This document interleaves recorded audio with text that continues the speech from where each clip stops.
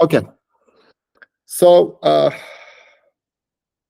what I'm going to do today, so I will start the electric potential concept, which is kind of important. So electric potential. This is what I'm going to discuss today. Okay. So electric potential is kind of I have to tell you the motivation for electric potential. Okay.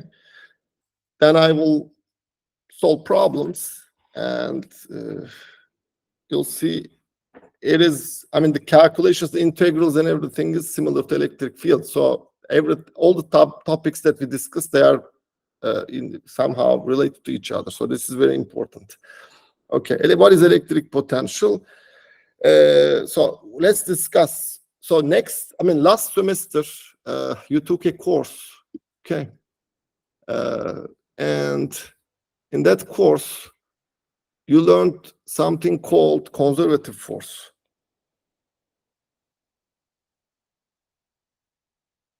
Okay, so that is Phys 101. And you learned something called non-conservative force. One conservative force is very important. Gravity is a conservative force. And spring force is a conservative force. Non-conservative forces, friction and normal force, tension,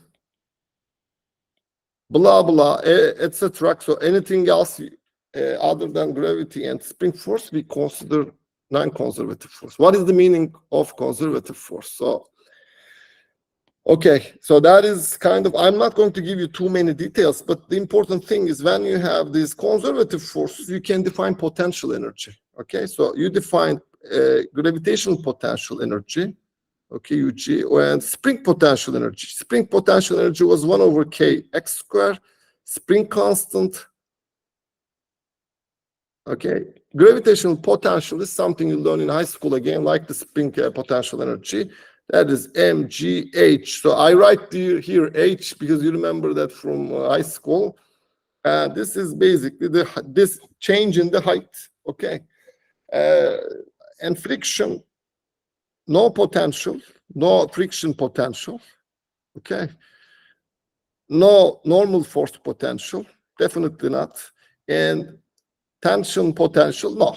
Why? Why not? Because these, when you have these friction force, normal force, or tension in the problem, let's talk about friction, normal force and tension. We ignore a lot of things, but when you have friction in the problem, okay, total mechanical energy is not conserved. That is the idea. Okay, some of the energy is converted to heat.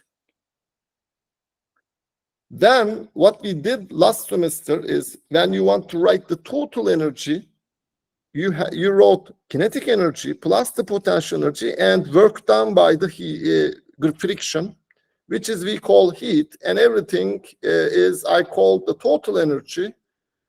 And total energy is conserved. If you know how much heat present in the system, you can talk about the total energy. Okay, but when you don't have friction, okay, no, if there is no, only the conservative forces in the problem, only conservative forces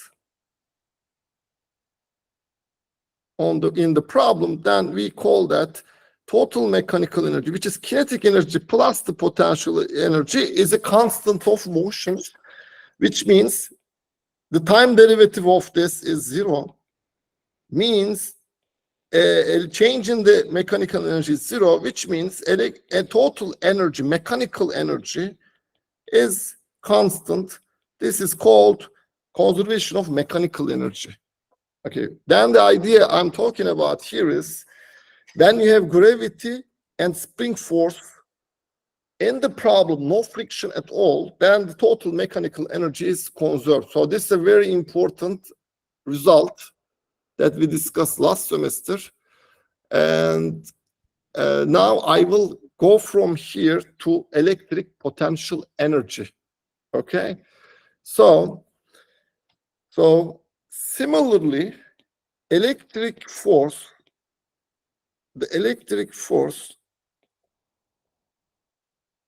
is a conservative force.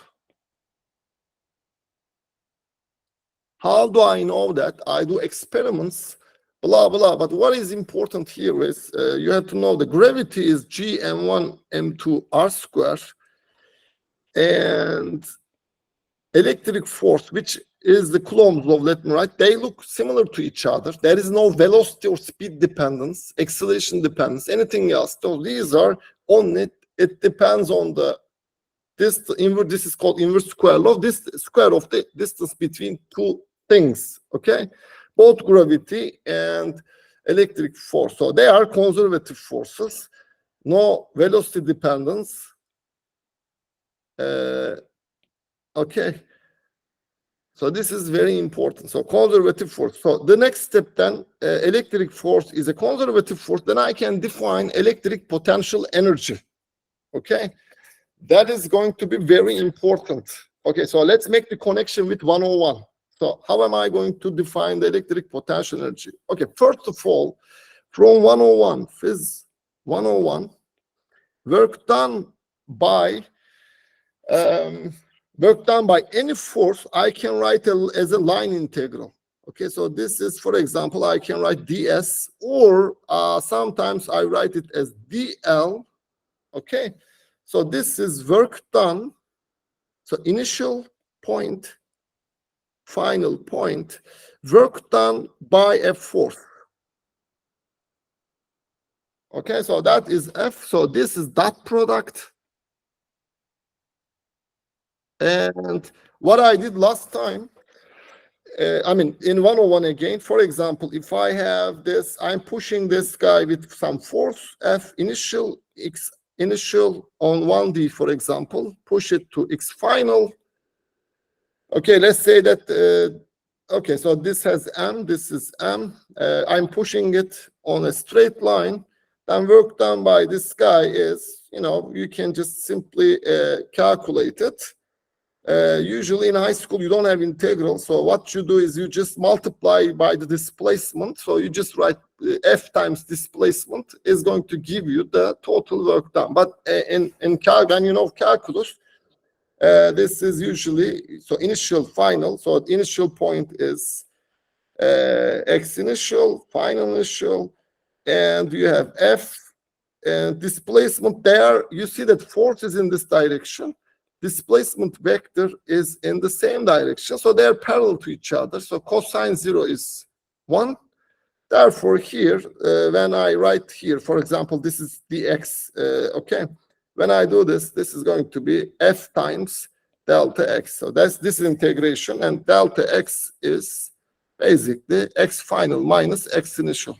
So this is the work done by a force in Newtonian mechanics, by, I mean, simple work done by a force when you push something in 1D. Okay, so this has the unit of joules, okay, which is very important. So what you do here is very important interpretation. You can ask any question, by the way, chat, or you can, okay, you can ask me over the, you can turn on your microphone. So important thing here is, for example, when I do work on this guy, for example, no friction. So let's say that no friction here. That is equal to change in the kinetic energy. This is work energy theorem that we call. Okay. Then I can do the same trick to calculate the work done by gravity. Okay. Let's take a look at the work done by gravity. So what I do is I have this mass M. I lift it in the upward direction by an amount of delta y. Okay. I lift it. There is gravity in the downward direction. This is Earth. Okay. And gravity is in the downward direction, as you can see. So this is my G. And what I do here is then I have to calculate the work done by the gravity, which is going to be extremely simple. Why? Okay, so let's write it down, and let's say that this is initial y initial, this is y final, and displacement of the mass m inside the gravitational field is y final minus y initial. I know that. Okay. Now, what is the work done by the gravity and what is the work done by me? Because I am lifting the mass. It can be a book. Okay, I'm lifting the mass in the upward direction. I'm changing its position in the vertical direction. My simple question is, what is the work done by gravity? Okay. This time I do it very slowly, very slowly. Do it slowly. Do not accelerate. So kinetic energy does not change. Constant speed.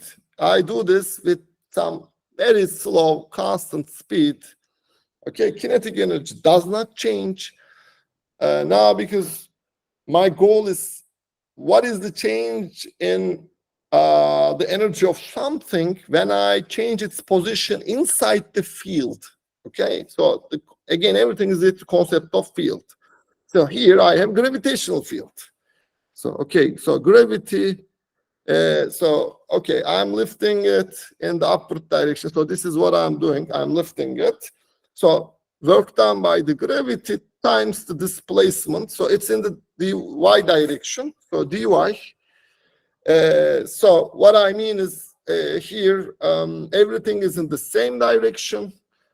I don't even have to do the integration. Okay, displacement vector and gravity, they are in opposite directions here. Very important. Okay, what we did last semester, then gravity, work done by the gravity is here. Indeed, if you look at that, it is equal to mg delta y. Okay, why? Because this is mg and it is in the j-hat direction. So here is the j-hat direction, y direction, and this one is so gravity is in the minus j-hat direction. Sorry, look, if I choose y, so gravity is minus j-hat direction. It's in the downward direction. That's why. Okay, and this is dy j-hat because my displacement is in the upward direction. So what I'm doing is, this is the gravity in the downward direction, and displacement is in the opposite direction. You see that? Very important. Gravity is in this direction, displacement is in the opposite direction. So work done by gravity is minus mgh, or I will call it delta y. Okay. So in high school, you don't see this minus sign. This is very important. In high school, you see that this is always plus. When you lift the book, it's changing the potential energy is a plus thing. Okay. Okay, this is very important. So, because in high school and everything, we learned that. So, now look at the work done by me right now. I am the one, Burçin Hoca, is lifting the book in the upward direction. Now, what is the work done by me? Okay. Okay, what is the work done by me? So now exactly the same thing, y initial, y final. I do it very slowly, almost equal to gravitational force. So what I mean is, the force that I apply is Burçin, the force F Burçin times dy again. Okay, so this is y final. And this time what I have here is, okay, so this is mg j-hat direction, y mg, because its magnitude is equal to gravity. That's what, because I'm doing so slowly that it is almost equal to mg. Direction is in the upward direction. Okay, I'm lifting this, so from here to here. Okay, using, I mean, the book is in my hand, so I'm just lifting. Therefore, now the work done by me here is, if you look at mj hat dot dy j hat, so I will have mg delta y, mg y final, y initial. So in high school, this is what you learn. There is no minus sign. So in high school, what we learn is so when we lift an object, its potential energy increases. Okay. So that is very important. And so what I'm going to give you here is something, the biggest idea of the thing. Work done by the gravity is equal to minus of the work done by me, or let's say, okay, so exactly the same thing. And work done by me. So let's just write it like that. Give me 1 second. More nicer. So, okay, work done by me when I'm lifting a book is equal to work minus of the work done by the gravity, and it is equal to mg delta y. So this is very important result. Okay. So think about that. There are invisible springs in the field. When you lift the book, spring is trying to push it down because gravity is in the downward direction. You're doing some work against the spring, invisible gravitational springs. You're stretching them, so potential energy is increasing. This is what it means. Potential energy, when I lift this thing, increases. Okay? But that is what I'm going to concentrate right now. So what I'm saying here is, okay, exactly, it's very important to know that.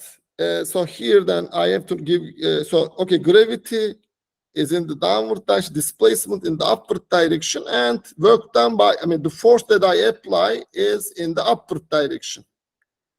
Okay, let me just write it nicer so that when you go home, you can again take a look at what I did.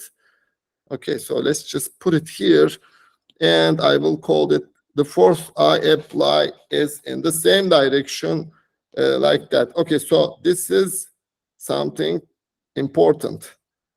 Okay, and okay, so that is important. Now, all these things are important because when I move an object very slowly or very fast, doesn't make a difference. As long as I don't have friction, total potential energy plus the kinetic, total mechanical energy, which means potential energy plus the kinetic energy will be constant of motion. We're not going to change. Okay.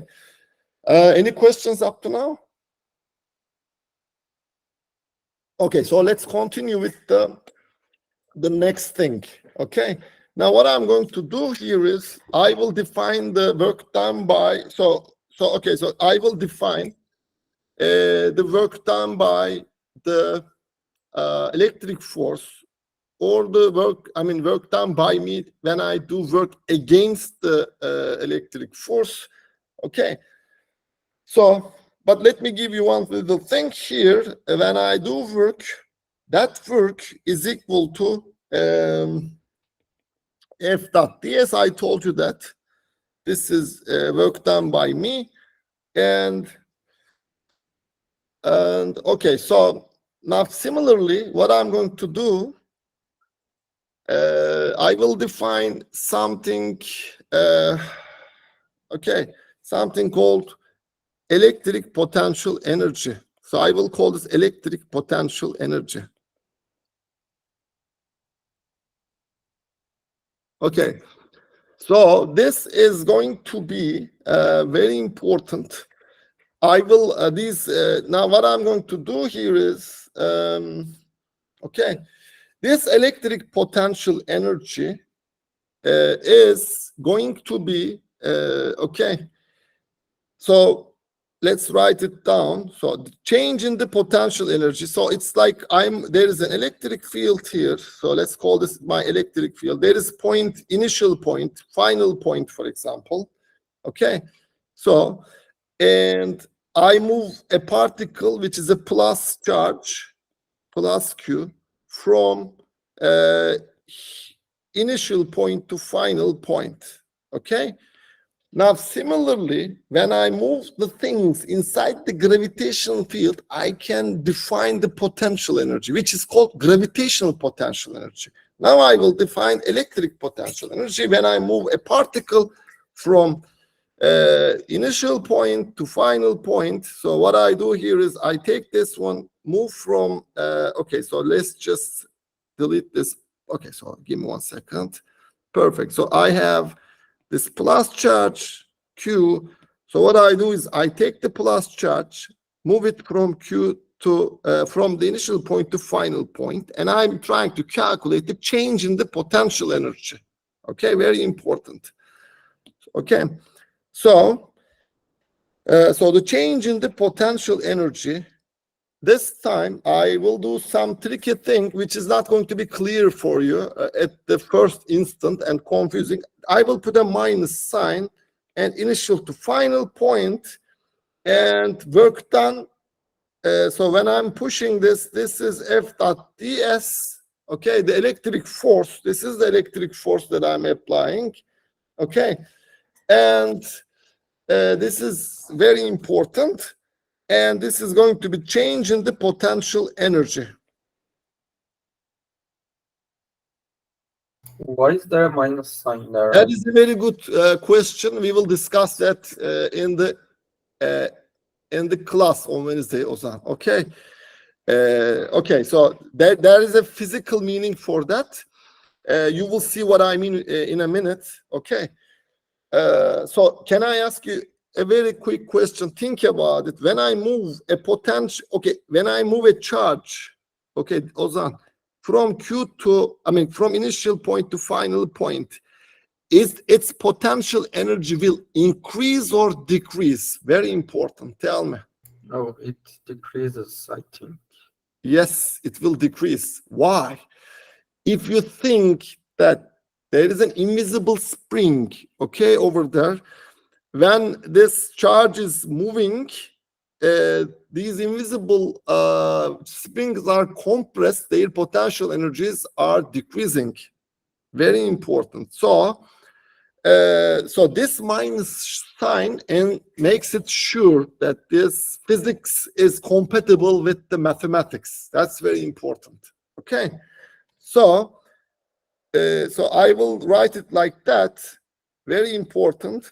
When I have this minus sign, always and always do this from high potential energy to low potential. This integration, the direction of the integration has to be from high potential energy to low potential energy, so that when the thing moves, I give you here, the change in the potential energy is negative, okay, for a positive charge. Hocam, no Sezgi, it is not because of the kinetic energy is increasing. Let's not, okay, so let's discuss that later, but every concept that you learn in 101 will be applicable here. Kinetic energy plus the potential energy will be a constant of motion. In that sense, Sezgi, you're right. Okay, but let's just forget about the kinetic energy. If I very slowly do this, if this Q very slowly moves from initial point to final point without changing the speed, I still have, okay, some change in the potential energy. Okay, that's a different discussion, but let's continue. Okay, so another thing here is, okay, another important thing here is, then I will simplify this. Okay, remember that, so initial to final point, okay, that is clear. And electric force can be written in terms of electric field. Okay, so I will call this ds. So this is the charge Q is moving inside the electric field, generated by something else, generated by another charge. Okay, Q is moving, very important. So that Q is constant, Q is charge, it does not change in time. Q is a charge and it is constant. Okay, so divide by both sides with Q, so delta U over Q. initial to final E dot ds. Okay. So this becomes very, very, very important concept. I will call this electric potential. Electric potential is equal to electric potential energy per unit charge. Per unit charge. Okay, so which means electric potential, I will denote this is going to be electric potential. The electric potential. Delta V is in change in the electric potential. When you see delta, it means change in the potential. The change in the potential, in the electric potential.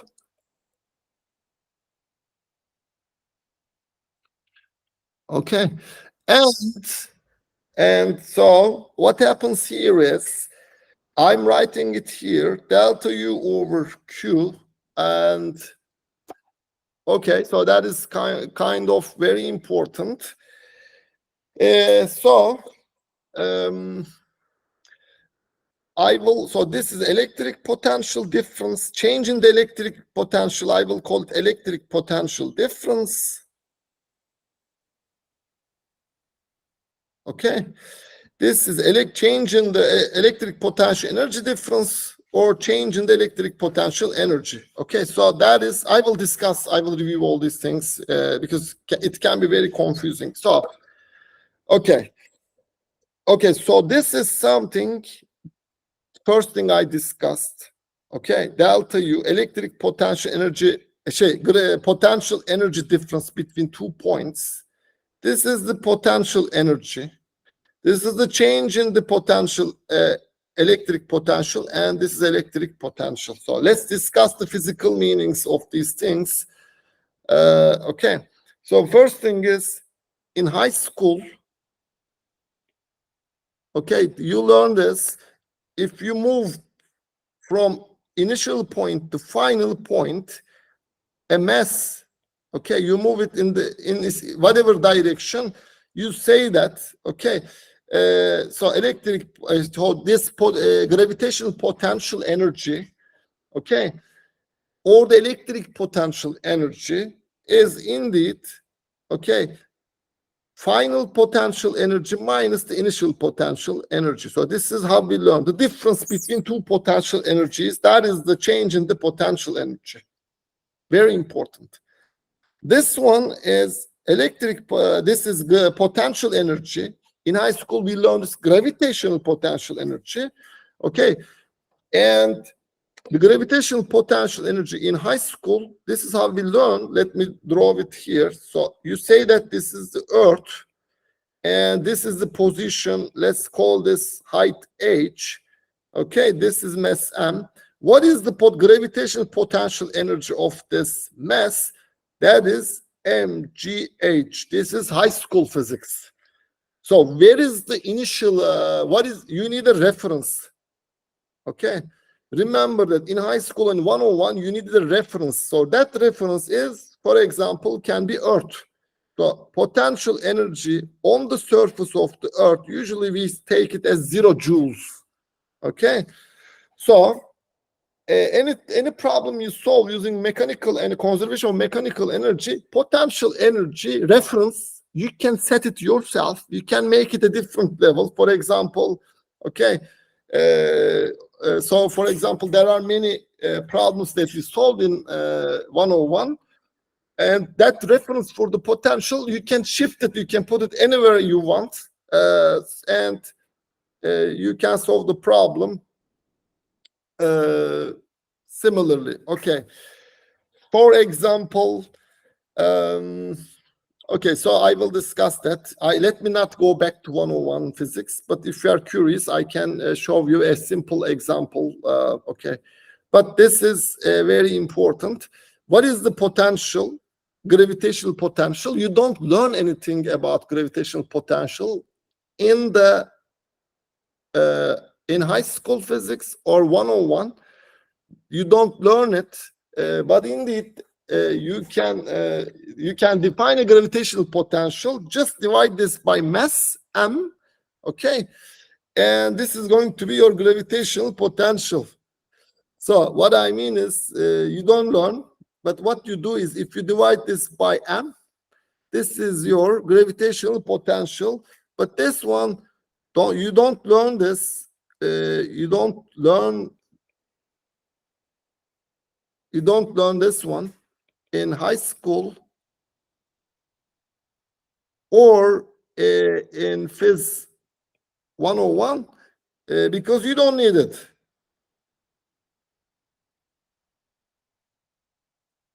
But here in this course, we will have something called battery. Battery is going to be very important because we will have the current, and you will see that battery provides a constant potential difference, okay, between 2 points. That's what the battery does. This is why you learn the concept of electric potential right now difference and electric potential. So battery is the source of constant potential difference, okay? I will discuss this later, but I'm giving you the motivation of learning this one in real life. It is very useful. And if I go back to here, okay, let's think about delta U, delta V, and V. Which one you can measure in the lab, physics lab, using a voltmeter? That is my question. Can somebody tell me? With a voltmeter, which one can you measure? Okay. So Delta. this is, yeah, tell me. Delta V? That is correct. Delta V is, you can measure using a voltmeter. Okay, very important in the lab. So this, no, you cannot, no, you cannot, no, you cannot. Okay. What I mean is experimentally, the reason is delta U depends on the reference you choose. Okay, U depends on the reference you choose. V depends on the reference you choose, but delta V, again, is a difference, potential difference between 2 points on a wire, for example. Using a voltmeter, a real voltmeter, you can measure the potential difference in the lab. So I'm talking about in the lab, you can measure delta V. Okay, so that is very important. So let's continue from here. And okay, so from here, I will call again. So I will define by going here. So this integral is going to be very important.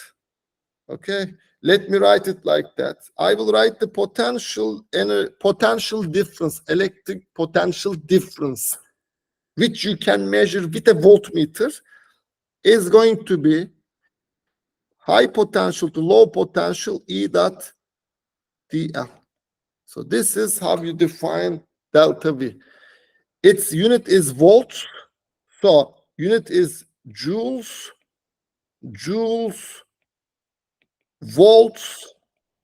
volts.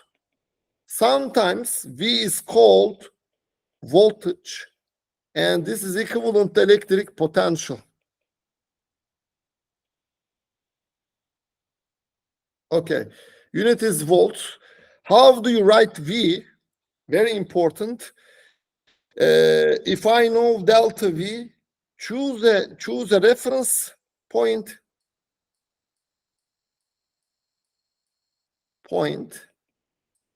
at which I know the potential, at which I know that potential at that point. I know. I know what I mean is I don't know. I just give a reference value for that. 10 volts, 5 volts, whatever you want. Doesn't make a difference.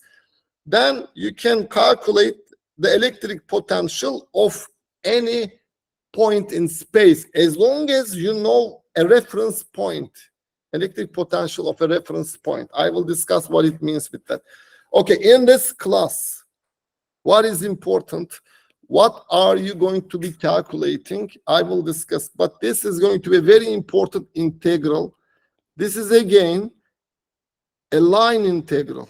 Sometimes I will write it with ds, sometimes I will write it with dl, an important line integral, okay, over a path, okay? That path can be anything. You will again discuss. I will discuss. So this is the electric potential. Electric potential is the line integral of electric field. Okay. So that is going to be important. Now, a very important definition. Let me do, then we will have a break for 10 minutes. So this is my electric field. Let's say that. Okay, electric field. Okay, that is very important. Okay, so take a point here, for example, A, take another point B, take another point C. So they are on the same level. Take another point D. Okay, very important. This is very important. Electric field lines go from high voltage to low voltage, low V, high V to low V. That is their direction all the time. Okay, very important. So this is very important. When you do the calculations, always remember that. Okay, so which point is at higher potential, B, C, or D? Which one is the, it is, I mean, has a higher potential, electric potential? A, point A, point B, point C, point D. The answer is point A. Point A has a larger potential than potential B. Look at B and C, they're at the same points. What I mean is their potentials are equal to each other, as you can see, and they are larger than potential D. Okay, that is very important, especially when you are an engineer. You need to do calculations using electric circuits. These concepts become very important because we don't have a life without electricity. So we have batteries everywhere, your phones, computers, power sources. So these concepts are very important to understand electricity. Okay, so let's give a break for 15 minutes. I will restart at 1. Okay, okay guys, see you at 1.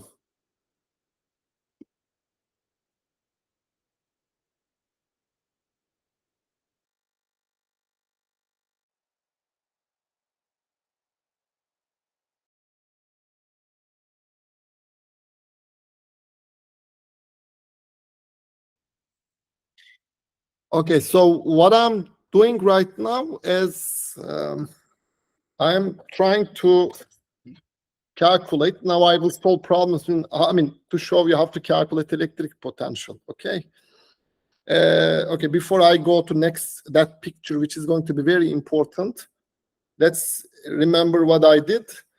First of all, we discussed, we talked about electric potential energy difference between 2 points. Okay, there's a minus sign, initial to final, and this is F dot ds. Okay, F is the electric force. Okay, and when you have a reference point, so usually what I have, U delta U is equal to U final minus U initial point. And this is equal to F dot ds. I told you that. Give me 1 second. So this is what I have. There's a minus sign, initial to final. This minus sign is very important to get the physics correct. Okay. That's why I'm telling you, initial point, choose it as the higher potential. This is, we will discuss. Okay. That is F dot ds.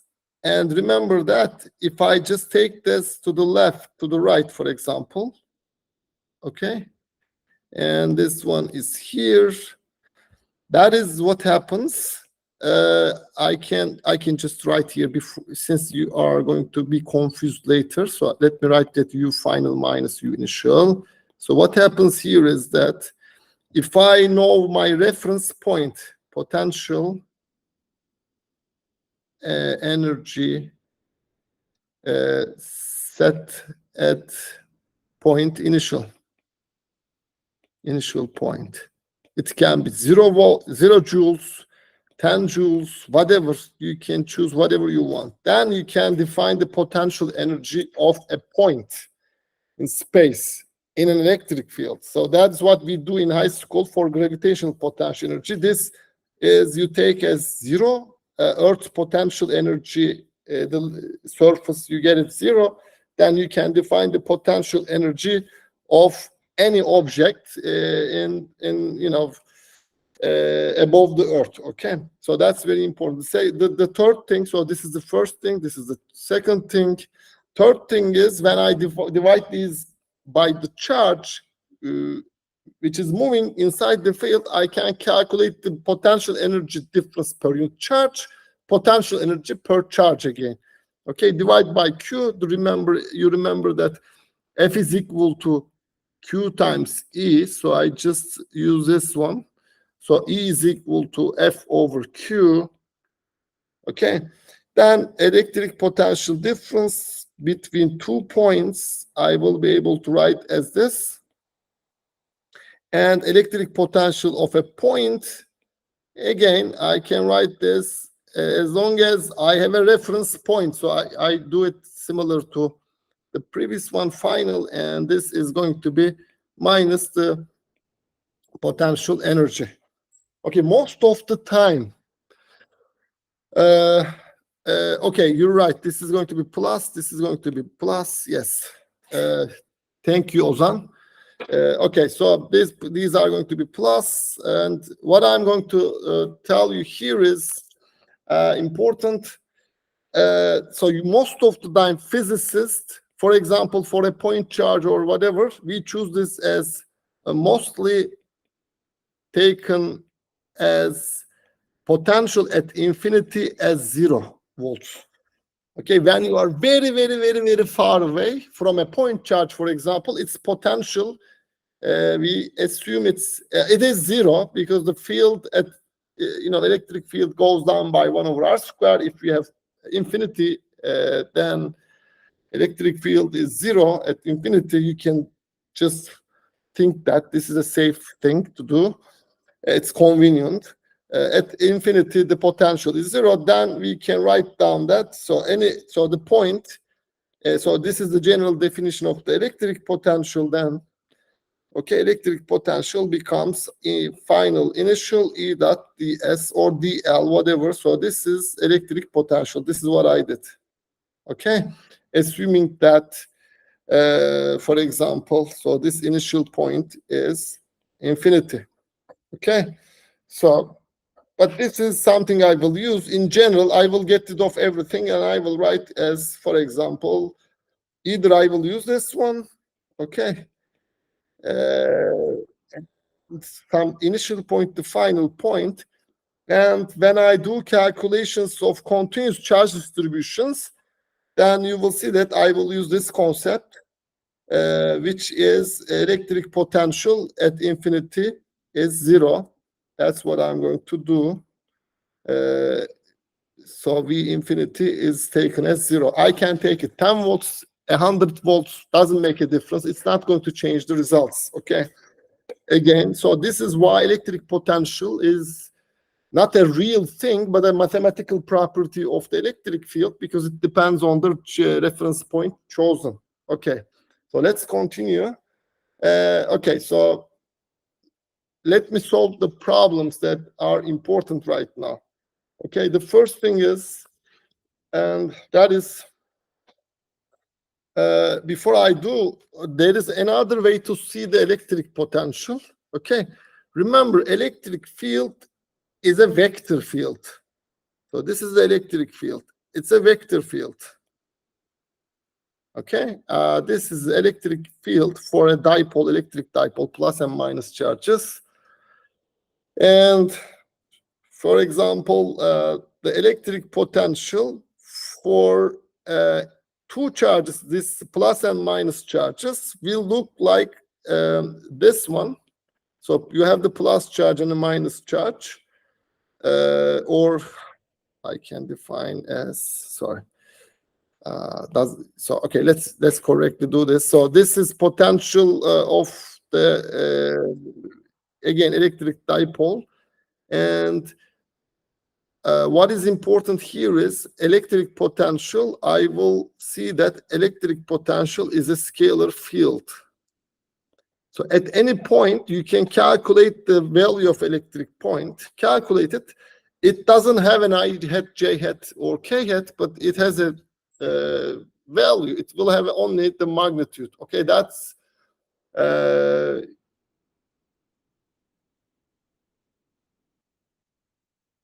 okay. So let's do the calculations. Okay, so let's do some examples. So what is the electric potential, which is very important, of a point particle? Okay, so that is important. What I do here is, this is my first example. Okay, so electric field of a point particle at a distance r. Okay, so this is the point P. Electric field at point P is given by K, Q, R squared, and R hat. Remember that. This is very important. The electric field is a vector. Okay, it's a vector field. So at any point, you can when you just try to calculate the electric field, it has a magnitude and a direction. Okay, so let's calculate the electric potential. Okay, so I have the point Q, I have the charge Q, and I need to calculate the electric potential at point P, which is R away from the, okay, R away from the charge. Okay, so what I'm going to do here is one important thing. Okay, so I can do multiple things, but I will try to show you that. Okay. Okay, so one thing I know, this is a point charge. So I will get the, so one thing I know is electric potential for this one is 0 at infinity. Okay, so what I can do, either I can bring a point charge from infinity to point P, or I can take a charge from point P to infinity. Do we have a minus charge, minus sign, or a plus sign? So this is very important. Now let me ask you a question that you should think 1 minute. The point P is a higher potential than the infinity or not? Okay, which point is at higher potential, point P or anything at point infinity? Yes. How do I know that? I know that because electric field lines will go like that. You see that electric potential is always in the direction of decreasing potential, electric potential. This is very important. Very important. Okay, so let's continue. So what I'm going to do is I will use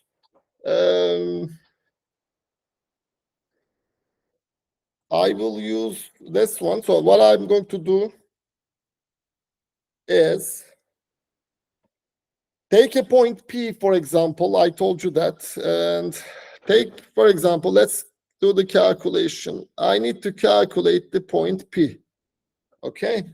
So what I'm going to do here is, let's choose taking. So what I'm going to do is I will move this charge. I will move a point charge. Okay, I will take a point charge, for example. That is this one. Okay, and I will move from, let's say that point P to infinity. Okay, So what is the potential change in the potential when I move this, when I go from P to infinity, when I go from P to infinity, what is the potential change? That's what I'm trying to calculate. And what is the electric field? I can write this is dl. dl is, I can write ds or dl. Don't worry about it. Okay, so I'm interested in the potential of the electric potential at point P. So this means this is my final point. This is my initial point, as you can see. Therefore, I will have here, I'm moving from the okay, Vp to, as you can see, to P to infinity, E dot dl. This is what I have. Okay, so I will give you a homework from here. So you know that this is 0. Okay, and this one is k q r square. Okay, and dl is equal to dr. Okay, you can choose it anyway. I mean, so if you take here as the x direction, for example, don't be confused. dr, you can take it as dx. Don't worry about it. So do this integral. Okay, please, very, very confusing. It can be very confusing. Okay, the important point here is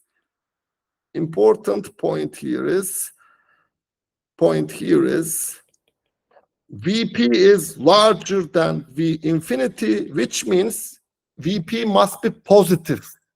Okay, it is positive. It's a positive scalar. So you see that when you do it as homework, just do this, please.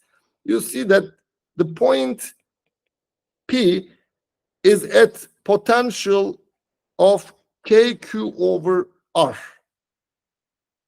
Okay, very important. And this is, I will call this, and get rid of the point. So I will call this as R away from the charge. Okay, so this is going to be called V of a point charge. Electric potential of a point charge. And what I mean with that, you have the point charge and R away. So what is the electric potential at point P? That is KQ over R. Okay, if I have a minus charge, this integral will give me, again, do it for a minus charge. Okay, this integral will give me minus KQ over R. Okay, very important. Now, then you have a minus charge. Electric potential of the minus charge is lower than the infinity. Very important. Okay, it should be smaller than infinity. The reason I'm telling you, electric field lines will be in this direction. So what I mean is, so let me just correctly draw it correctly. So they go like that. Okay, for a minus charge. So very important. For a negative charge, this is what you have. So don't worry about the signs. Always, now here, since it's a scalar, now Q, if it is a minus Q, I don't use the absolute value anymore like I did in the electric field calculations. Okay, just put the sign of the charge because I don't have a direction here. Okay, remember that V is a scalar field. Electric field is a vector field. Okay. Okay, let's continue. Okay, let's give another example for point charges. Okay, so point charges, for example, if a multiple point charges, let's give that example. So I have let's say that this is my y-axis, my x-axis. I have a plus q here. I have a minus q here. Okay, and let's say that this is distance A. Again, I have another plus q here. Again, distance A. I have 2 points. Let's say that, again, this one is A, point 1, and let's say that 0.2. Okay, 0.2, and let's say that that is again distance A. Okay. First question, what is the electric potential at point 1? What is the electric potential at point 2? At point 2, I will do it. It's very easy. Take a look at, I have 3 charges. First charge, second charge, and third charge. Okay.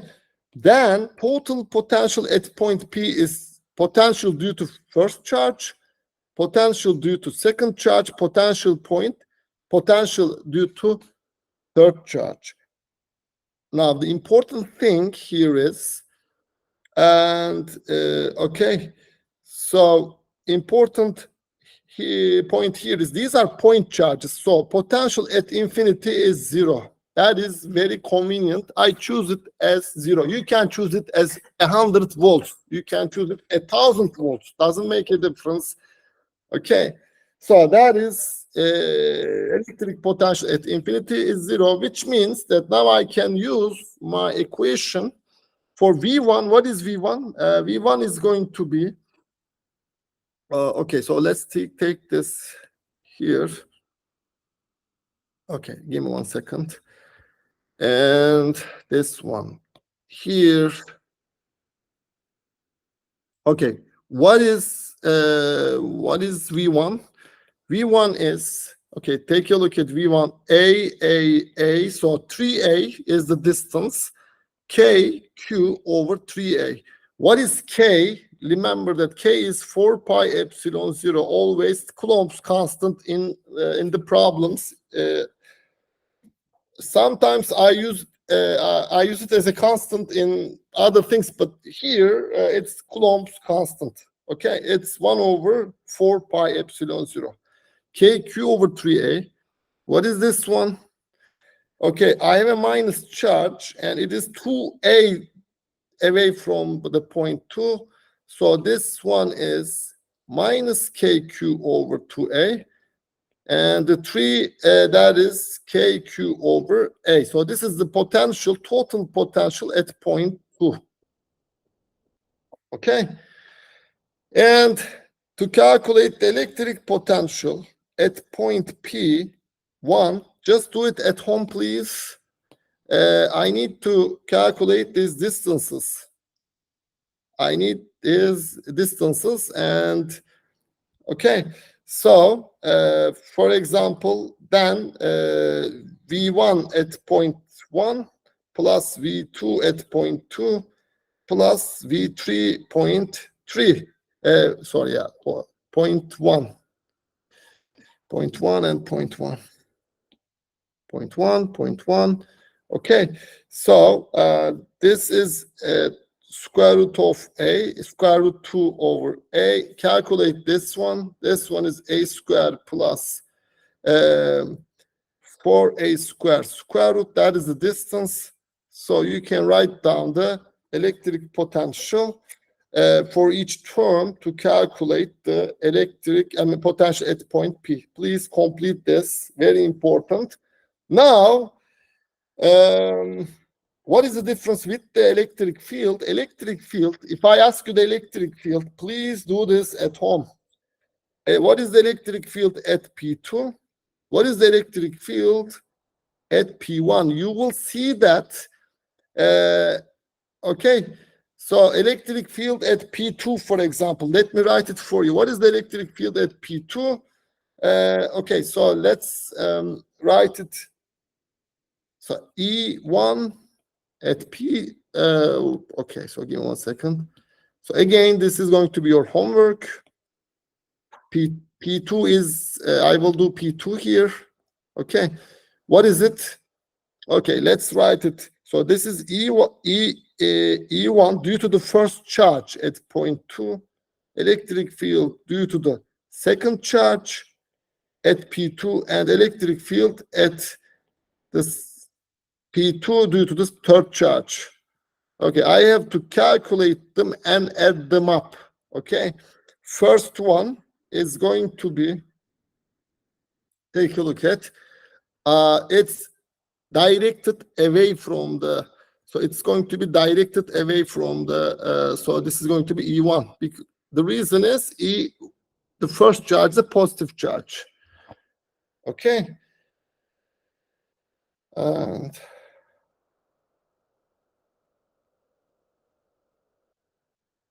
okay.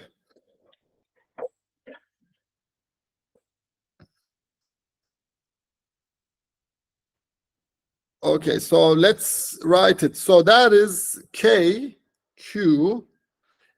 I have 3A, so 3A square, and direction is I hat, as you can see. Okay. And the second one is I have a minus sign. It's in the opposite direction. It's like that. E2 is in this direction. Therefore, what I have here is K, Q, 2A square, and I hat, but it's in the opposite direction. So I have a minus, because I have a minus charge here. That's why I have a minus I hat over there. Okay, so the third one is, and okay, give me 1 second. It stopped writing, so perfect. So I have, okay, give me 1 second.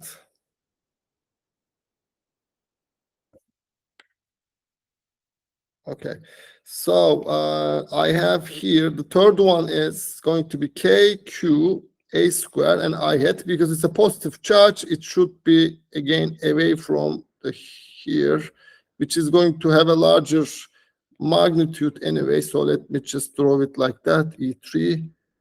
Okay, this is what I have. Okay, so do the same thing for this one and calculate. This is a good practice. Okay.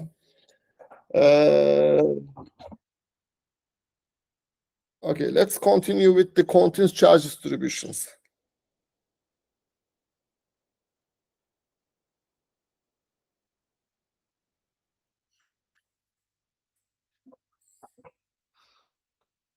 Okay.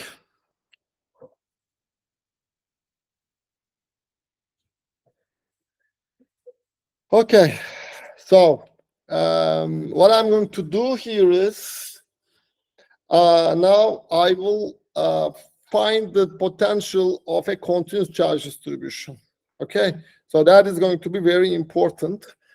What I say from here is, let me show you what I mean with that. The nice example is, okay.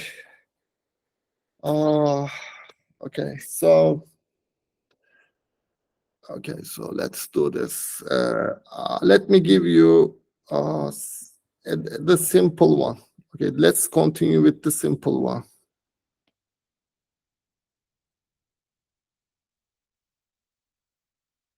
Okay, so this is what I have. Okay, I have, let's say that this is my charge distribution. This is X is equal to 0. This is X, and this is, it has a lambda and L. Lambda is the charge distribution, length is L, the distance is D. Okay, so what is the total electric potential at point P? What is it? That is, okay, that is very important. So this is my third question. Let's say that is third.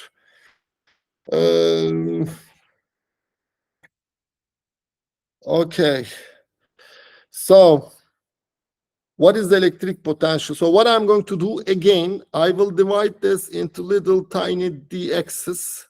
So let's just make a copy of this, and okay, here. Okay, divide this into little dx's. Each dx is x away from the origin of the coordinate system. Okay, and each dx has an amount of dq charge.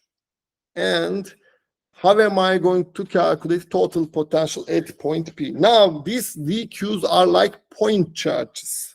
So infinity I have zero potential. Therefore, I can write the electric potential of a single dq is like the electric potential of a point charge dq over r. This is how I can write this positive charge distribution.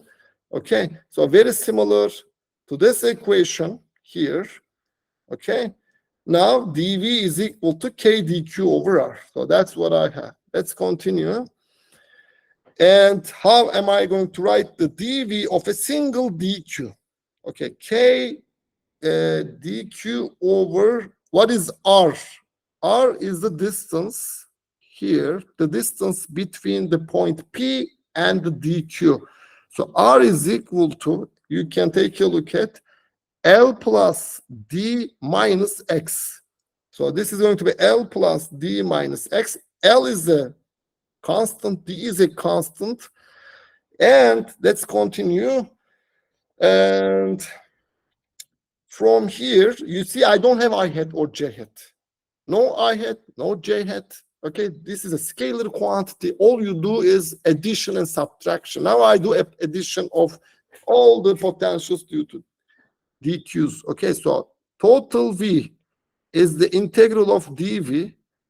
Okay, so and that is going to be k dq L plus D minus X. What is the integral? Okay, what are the limits of the integral? Anybody can tell me? Okay, you can write on the chat if you don't want to say. So this integral, you should take it between 0 and L. Okay, and dq is equal to lambda dx. Therefore, this is indeed lambda times dx. Because what I do here is I just replace dq with lambda dx. And now I can do the calculation. Lambda is constant. So uniformly charged rod. Okay.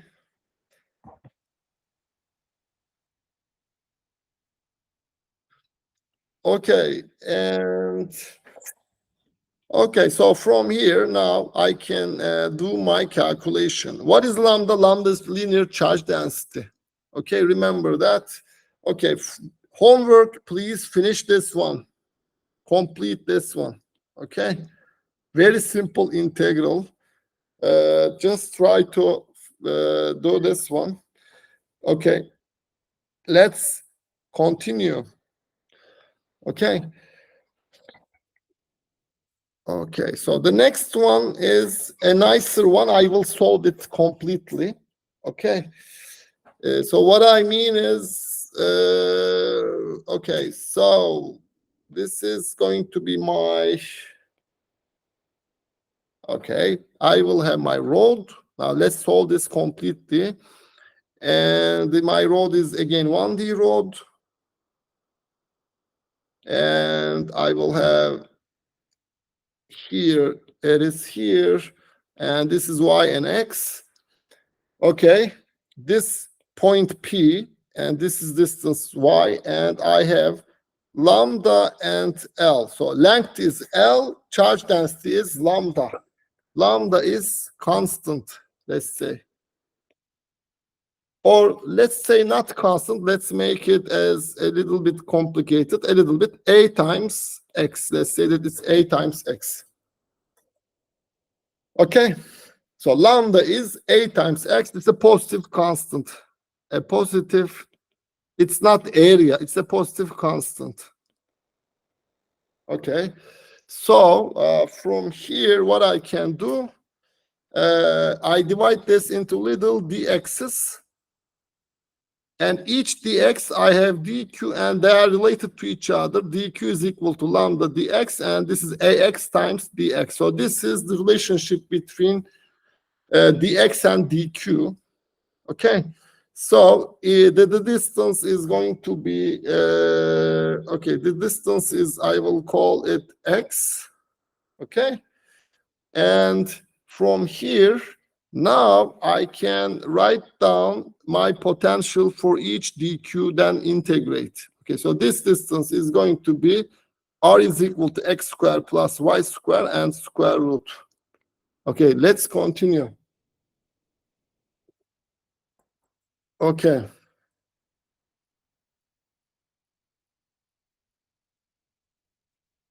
Okay. Okay, let's continue. Okay, so for again, remember that electric potential at infinity is 0. Barkan, I wrote because that is given in the question. I give you, I just want to make it a non-uniform charge distribution. So it's given in the problem. This is given, okay? Given by me. Okay. Okay, let's continue. So what I'm trying to write down, so what is the dV of each dq? I have k. K is 4 pi epsilon 0.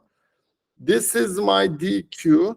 So dq is over here, as you know, okay? And over r, which means k dq over x squared plus y squared. And I have a square root. I don't have a component. This is a scalar, no component. Okay, this is not a vector. Okay, so that is very important. The next thing is, so this is k. Now, insert this one here. Okay, k, a is a constant, x dx, and I have x squared plus y squared and square root. Okay, okay, perfect. Now, let's continue. Let's take the integral of this one. And I have k a x dx. I have x squared plus y squared square root. Okay. Now the integration, I will make it like that. You will see. So let's write it like that. Take a and k outside, divide by 2 and 2x dx, x squared plus y squared, and I have 1 over 2 here. Square root means 1 over 2 to the power 1 over 2. I put 2 and 2, so because of the, I will change the integration variable. So 2 over 2 is 1, so it doesn't change anything. Okay, this integral should go from 0 to L over the distribution. Okay, so the length of the road is 0. I mean, the length of the road is L, therefore my integral should go from 0 to L. So let's do this one. Okay, so, okay, change the integral variable. So let's call this u is equal to x squared plus y squared. Let's call that du is equal to 2x dx. Why? Since y is constant. So y is a constant here. You see y does not change. For each dx you choose, doesn't make a difference where you choose, y is going to be constant. X is changing. Okay, since y is constant, from here, look at the limits. When x goes to 0, when x is equal to 0, then u is equal to y squared. Y, just put here x 0, then u is equal to y squared. X is equal to L, then u is equal to L squared plus y squared. Okay, so let's continue. Then the v is going to be ak over 2 from y squared to L squared plus y squared. And this is going to be 2x dx divided by, okay, so sorry, I did that change. So this is going to be, as you can see, du over u to the power 1 over 2. The reason is this is u, this is du. Okay, that's why. And when you take the integral of this one, I will have a times k, k again 1 over 4 pi epsilon 0, L squared plus y squared square root and minus y. So this is my, okay. electric potential. Okay, the unit is in volts.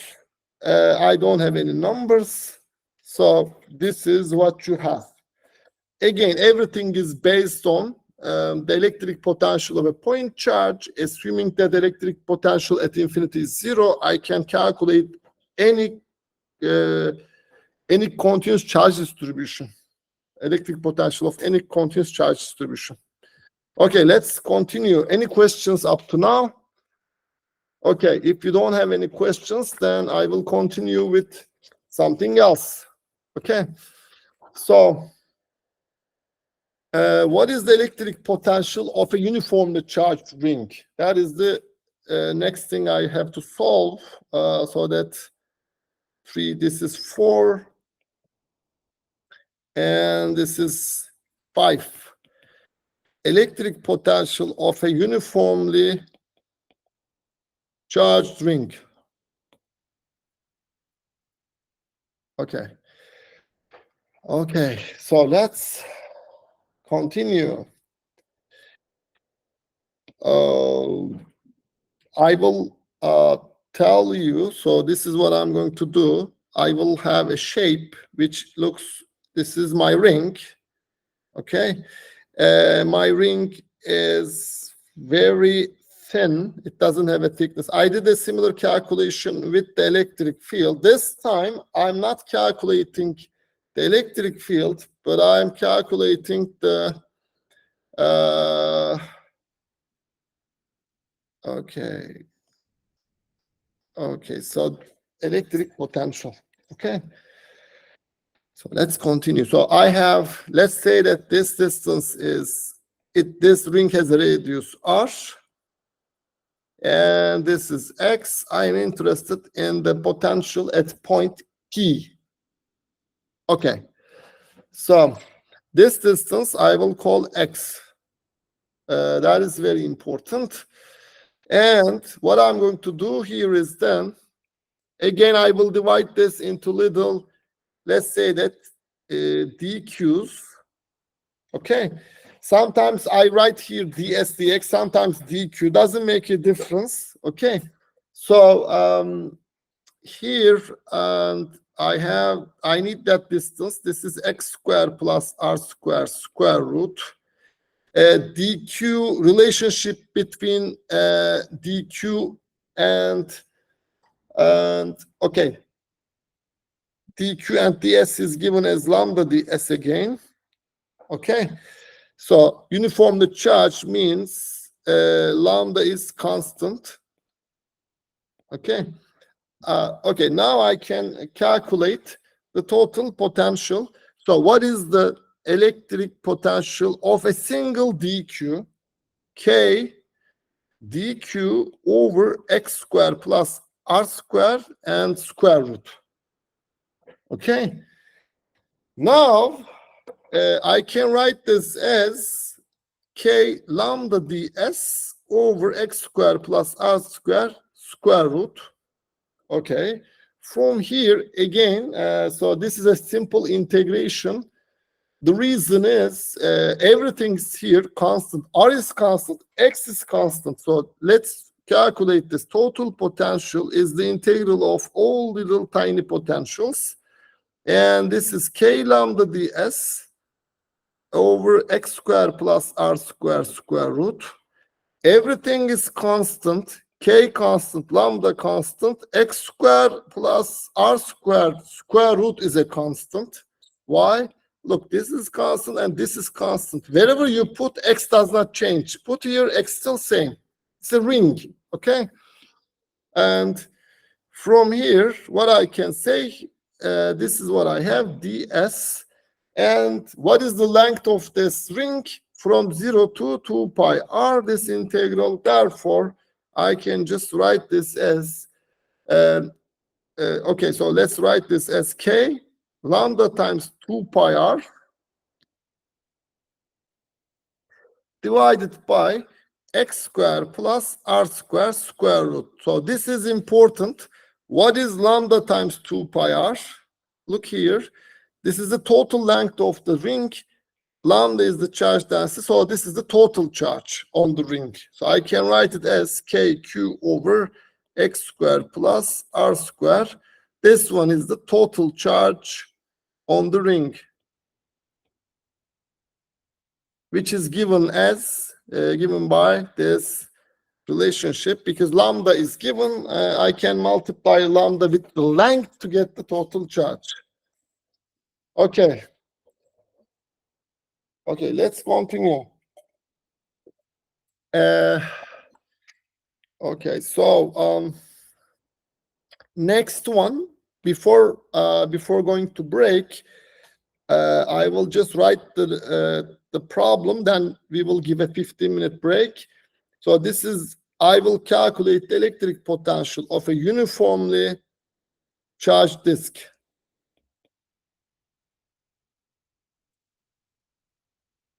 Okay, let's have a break for 15 minutes. So we will meet at 2. Okay, so that is going to be our last class for today. So we will have one more class, then I will finish. Okay, so see you in 15 minutes.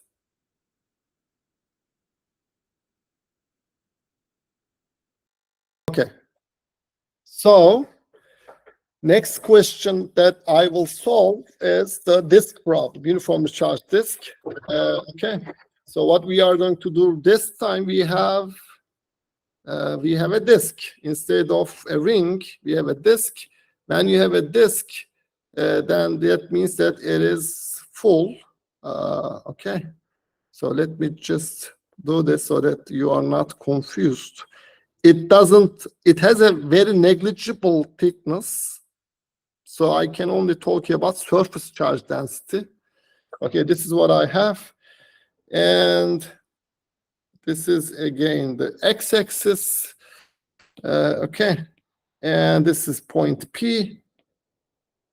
Okay, and what I do from here is let's continue. So I have the radius r again. Okay, so I have to divide this into little tiny rings. Okay, so very important. Okay, the wrong one, correct one is here. So I divide this disk into tiny rings because previously I calculated the ring, electric potential of a ring. Okay, so this is my ring, and my ring, give me 1 second. Okay, so let's say that, okay, so this is my ring, and it has a thickness. I will give a thickness because now I have to write the area element. So as you can remember, I did something similar for the electric field calculation of a disk. Okay, so I divide this disk into tiny rings of thickness dr and radius r. So I will call this r, and the radius is dr. So thickness is dr. So what I'm talking about, the thickness is, this thickness is dr. Okay, so let me just write this maybe. Okay, so that is what I have. Now, very important. What is dq in this? When you have a surface charge density, then I can talk about sigma, surface charge density. Sigma is the total charge divided by the total area. Indeed, here, sigma is constant, uniformly charged. So it's constant. Therefore, sigma is total charge. I don't know what that total charge is, divided pi r squared. So that is very important. Or I can write it as dq over dA. Therefore, dq is equal to sigma times dA. And dA for a ring, if you remember, cut it open, 2 pi r dr. So this was the area element for a circular region. Okay? Therefore, this is 2 pi r dr. Again, r is the radius of the ring. dr is the thickness of the ring. Okay, so let's continue. Okay, So I need this distance again. So I will use okay, I need this distance again. So that distance is r square plus x square and square root. Okay. Why do I need it? Because I already calculate the electric field of a single ring. This is what I'm going to use. This is the electric potential of a ring at point P. Okay. Now, if I use it, as you can see that I'm using this one. Okay. Just put it here like that. So dV ring, infinitesimal thin ring of thickness dr and radius r, I can write it as k dq. It has, you see that that ring has dq amount of charge on it, dq. Okay, and it has a radius r. It has a radius r.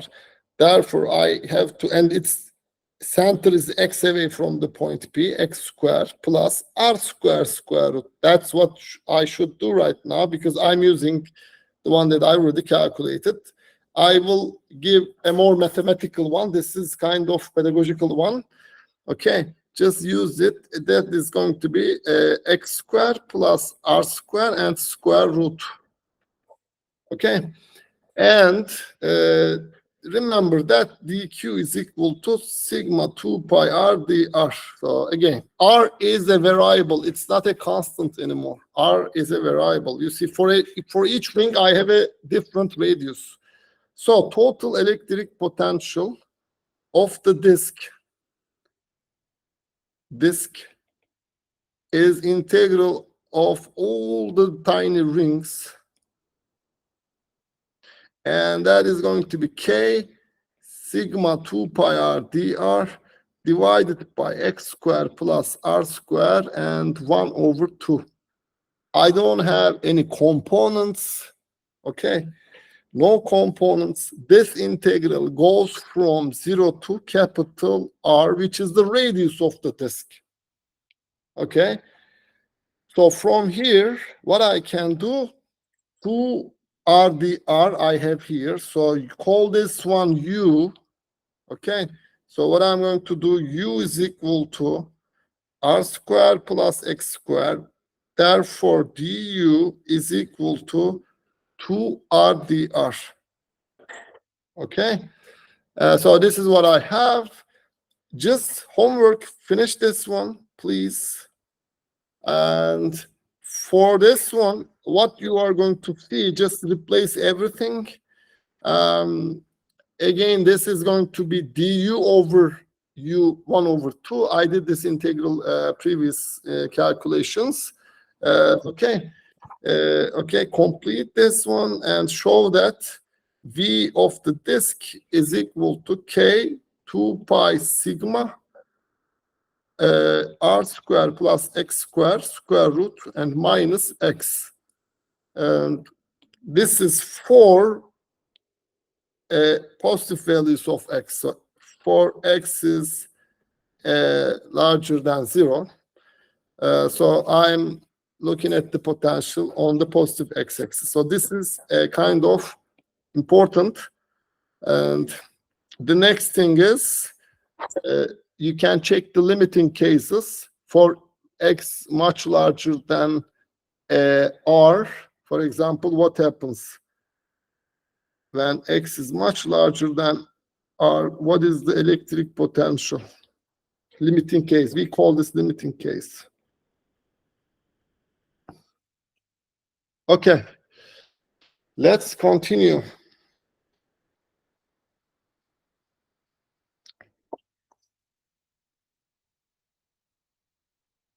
Okay, so what we are going to do right now, I will solve 2 more problems before we finish. Okay, and what is this first one?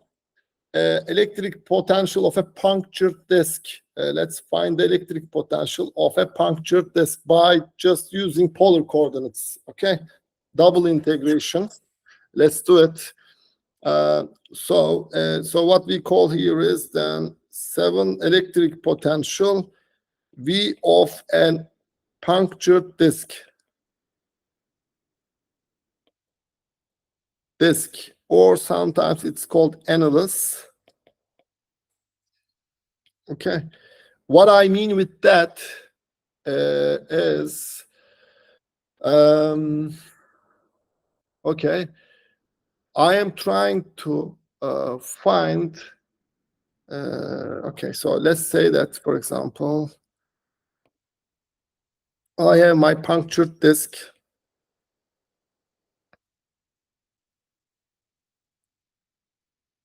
Okay, so this means that there is a cavity inside.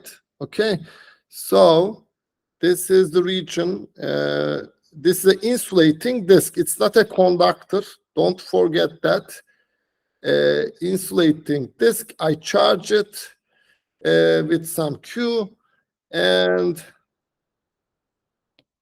okay, so this is going to be, let's say that this is my Z direction. Okay, and this is my inner radius, and this is my outer radius, and this is Z, and I am interested in electric potential of point P. Okay. Okay, this is mathematically very important, very, very important, so that it's very simple, but it's very important. Okay, so, okay, let's start for that. Okay, so what I'm going to do here is then I have to divide this into area elements. So I will divide it area. I'm exaggerating a little bit. So area element, each of the area element, I will call this dA. Okay. Okay, perfect. This angle it sees, I will call this one d theta, and the distance here I will call it r, and this height is z. Okay. That height, let me draw it so that you don't forget that. Okay, so I'm talking about this height, the height between the center of the disk, puncture disk, and the point P, that is Z. Okay. Okay, so then what is this distance? That distance between the dA and the point P is going to be r squared plus z squared and square root. Okay, so I am exaggerating dA so that you can see indeed this very, very, very small area element on the disk. Okay, so that area element has a thickness of dr, as we discussed, and I discussed this in the, you know, we did a similar calculation in the electric field calculations. Okay, so let's continue. So what is the area element here? Very important. Area element, look at dA. Okay. Okay, dA looks like something like that. It's a rectangular slab indeed. You think it has a curvature because I draw it larger so that you can see it, but it has dr here. And look at this distance. Okay, this distance and this distance, since this is very infinitely small dA, they are equal to each other. That is going to be, indeed, you can tell me what that is. That is r d theta, because it sees, and you see this is d theta, this is r, this distance is r d theta. Okay, that's why. So dA is r d theta dr. That is the area element for this one. Okay, so area element. So I can write down the electric potential dV for dq. What is dq and dA? They are related to d. So this guy has a sigma. Let's assume it has a sigma. sigma times dA, and that is sigma times r d theta dr. So that is what I have. Okay, now let's write the electric potential of a single dq. K dq, again, electric potential at infinity is 0. That's what I assume. Okay, so so what happens? What is the distance between dq and the point P? That is r squared plus z squared and square root. Okay, I don't have a problem. And then this can be written as K sigma r d theta dr divided by r squared plus z squared and square root. Okay, that is very important. Okay, so okay, let's calculate the total potential of the disk. Okay, so dV, and this becomes K is a constant. Okay, sigma is a constant, nothing else is constant. So you have double integration here. Okay, r d theta dr divided by, this is a very simple integral, so don't panic. Okay, don't panic. There's nothing to be panic. So look at the angle. Angle goes from where to where? It goes, this is a full disk. Okay, therefore angle, I will start 0 to 2 pi. Yes, 0 to 2 pi. It goes from 0 to 2 pi. What about r? Okay, it goes from A to B because there's a cavity. So there's a cavity here. How low? So it's empty. Cavity, it's empty. Okay, let's call this is empty. Okay. So now this is the integral I have.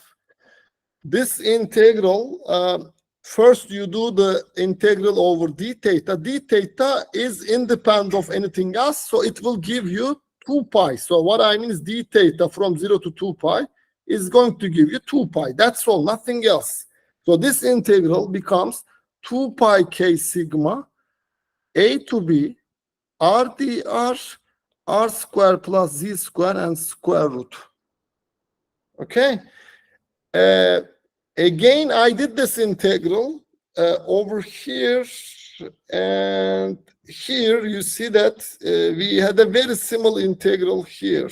Okay, x dx, x squared plus y squared. So change of variables. You don't need anything else. Arda doesn't make a difference. You can change the order. They are not dependent on each other. Okay, I just did the simple one first. D theta integral is very simple. 0 to 2 pi, it is 2 pi. That's all. Okay. So order is important. This is first one, it goes with the first one. Second one goes with the second one. Okay. Okay. Is that clear? Doesn't make a difference. So that's, I did the easy one. Clear. Okay, I did the easy one first. So this becomes, again,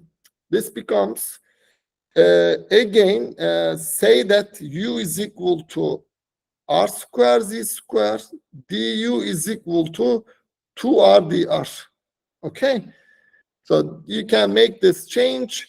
Therefore, at the end, we will have, and I will leave this as a homework to do this integral, because this is the most common integral you will face, unfortunately, in this class. Sigma over 2 epsilon 0, and I will have b squared or plus z squared minus, so there's a square root, and a squared plus z squared square root. This is the result I have. Very important. One thing you have to check is, for example, look at the disk limit. What is the disk limit? So for a disk, A is equal to 0, A goes to 0, and B goes to R. You will see that we have the same result with this one. Okay, the previous disk example.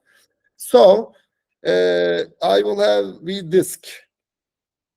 Okay, just check it. So your result must be consistent. Another thing you can do, A goes to 0, B goes to infinity. Okay, you should get the infinite plane of charge limit,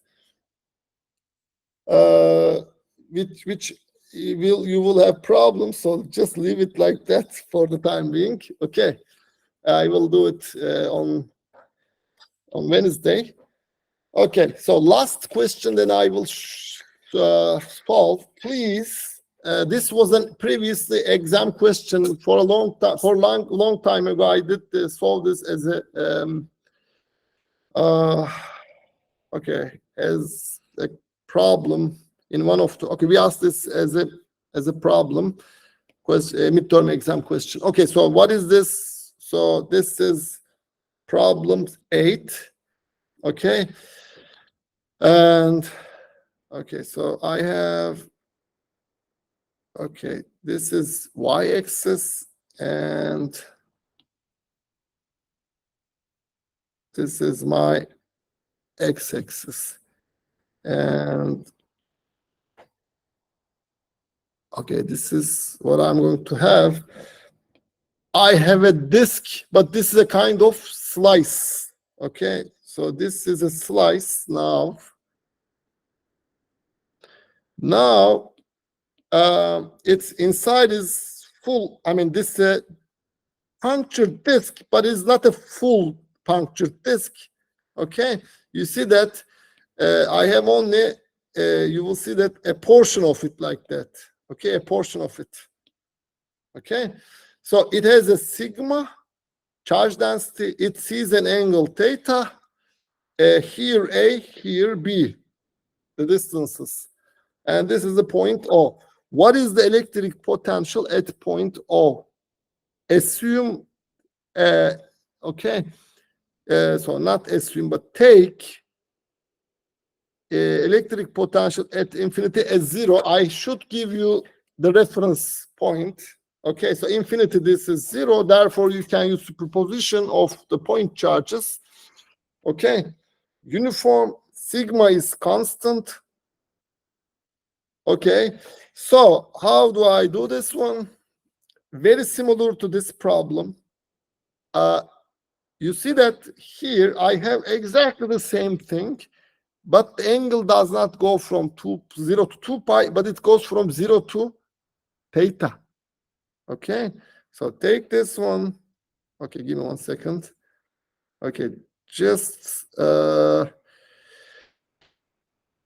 okay. Let's put it here. Exactly the same problem, but here I don't have 0 to 2 pi. I have 0 to theta. Okay, I don't have a full circle. Therefore, this is a simple, and I am looking at the center. So what is its center? Though that means z is equal to 0. Z is equal to 0. Okay.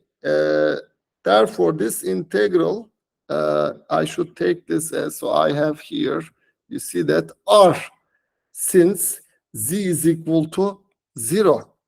I'm looking at the since, look, I am calculating V at the center, which is at point O. So there is no Z here, okay? Z is 0. Therefore, this is the integral I have. As you can see, this is going to give me a very simple integral, which is V is, okay, so that is going to be K sigma theta B minus A. Okay, that is the result of my integration. Okay, why? Because d theta, so this goes 0 to theta, which is equal to theta, and the other one is A to B, R dr, R's, you can just cancel R's because these two guys goes away, as you can see. Okay, therefore I have B minus A from this integral. Therefore, at the end, I have theta times B minus A and times K times sigma. Okay. Anybody has a question? Let me just stop the recording.